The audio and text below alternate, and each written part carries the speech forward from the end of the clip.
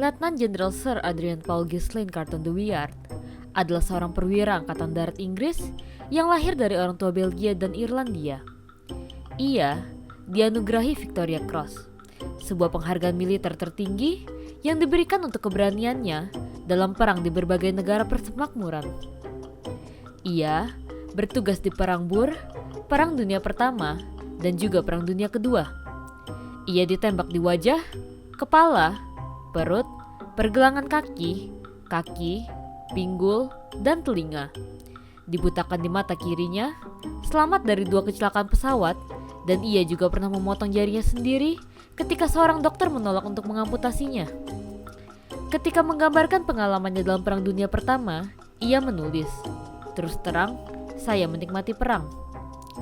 Sir Adrian Paul lahir dari keluarga bangsawan di Brussels pada tanggal 5 Mei 1880 dan merupakan putra sulung dari Leon Constant Ghislaine Carton de Wiart. Oleh orang-orang sejamannya, ia secara luas diyakini sebagai putra tidak sah Raja Belgia Leopold II. Ia menghabiskan masa muda di Belgia dan juga di Inggris. Kematian ibunya yang berasal dari Irlandia ketika ia berusia 6 tahun mendorong ayahnya untuk memindahkan keluarganya ke Kairo agar sang ayah dapat bekerja dalam bidang hukum internasional. Sang ayah adalah seorang hakim pengadilan. Ia mempunyai hubungan dekat dengan kalangan pemerintah Mesir dan merupakan direktur kereta api listrik Kairo. Carton de Wiart adalah seorang Katolik, dan pada tahun 1891, ibu tirinya berkebangsaan Inggris mengirimnya ke sebuah sekolah asrama di Inggris, sebuah sekolah oratorium Katolik Roma yang didirikan oleh Kardinal John Henry Newman. Dari sana, ia lalu melanjutkan studinya ke Balliol College di Oxford. Namun, ia keluar dan bergabung dengan Angkatan Darat Inggris pada saat Perang Boer di sekitar tahun 1899, di mana ia masuk dengan nama palsu Trooper Carton dan mengaku berusia 25 tahun. Ketika Perang Dunia Pertama terjadi, Carton de Wiart sedang dalam perjalanan ke Somaliland, Inggris, di mana perang sedang berlangsung melawan pengikut Muhammad bin Abdullah yang disebut Mad Mullah oleh Inggris. Dalam serangan terhadap benteng musuh di Simberberries, Carton de Wiart ditembak 2 kali di wajah, kehilangan matanya, dan juga sebagian telinganya. Pada Februari 1915, ia naik kapal uap ke Prancis dan lalu mengambil bagian dalam pertempuran di front barat. Ia memimpin 3 batalion infanteri dan 1 brigade berturut-turut. Carton de Wiart terluka 7 kali dalam perang.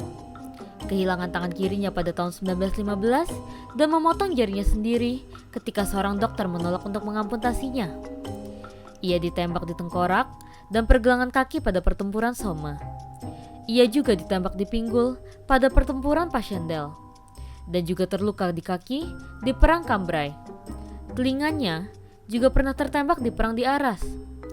Ia pergi ke rumah perawatan Sir Douglas Shield untuk memulihkan luka-lukanya.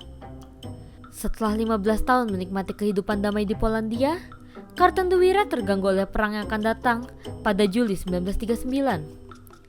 Ia dipanggil kembali dan menjabat pekerjaan lamanya sebagai kepala misi militer Inggris ke Polandia. Polandia diserang oleh Nazi Jerman pada tanggal 1 September dan pada tanggal 17 September.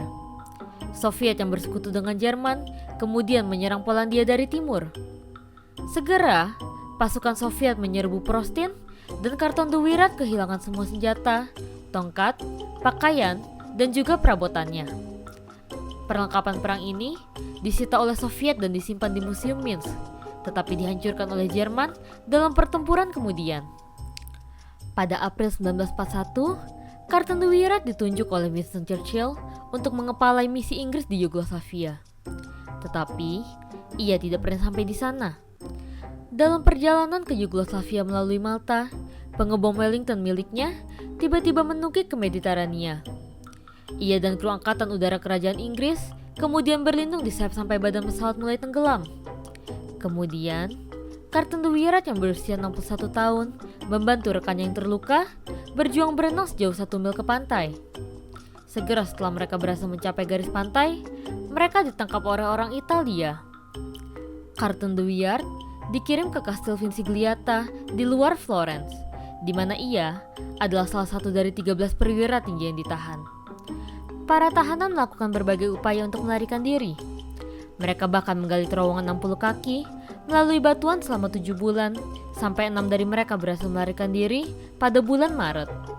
Mereka berpakaian seperti petani Italia, tetapi seorang pria bertangan satu dengan penutup mata terlihat mencolok, dan setelah 8 hari, Carton Dwyer tertangkap dan kembali di penjara.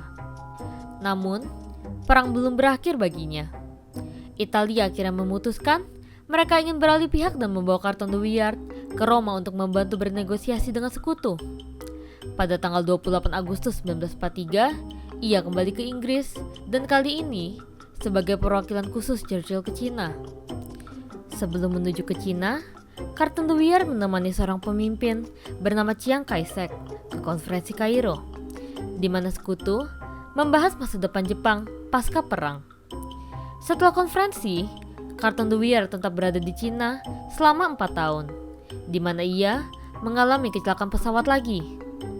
Akhirnya pada tahun 1947, ia pensiun, di mana ia mengalami cedera serius lainnya. Dalam perjalanan kembali ke Inggris dari Cina, ia berhenti di Rangun dan tergelincir menuruni tangga. Punggungnya patah dan ia sempat pingsan. Selama pemulihannya, para dokter mengeluarkan sejumlah besar pecahan peluru dari tubuhnya selama ia terlibat di peperangan.